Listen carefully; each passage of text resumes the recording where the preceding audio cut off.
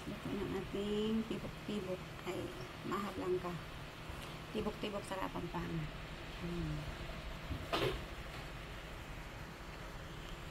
Gawa tayong maha blanca guys. Ang ginamit kong condense yung ube flavor.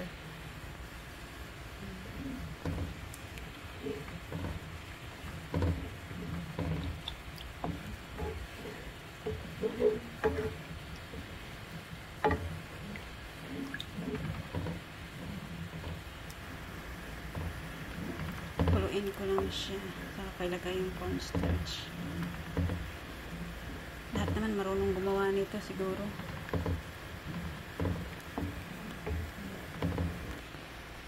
So, kunting vanilla.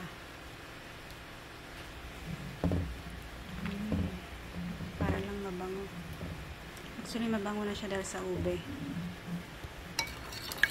Ito pala yung aking cornstarch na tinunaw. 1.5 cup to.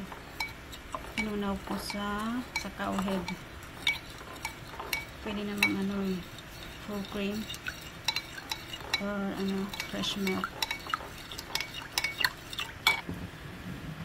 Ayan, kumulo na siya. Lagay na natin.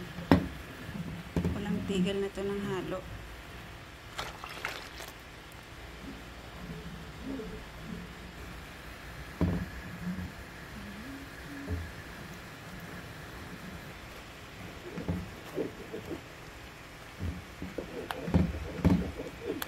Para ng halaya. Gusto ko kasi yung malambot.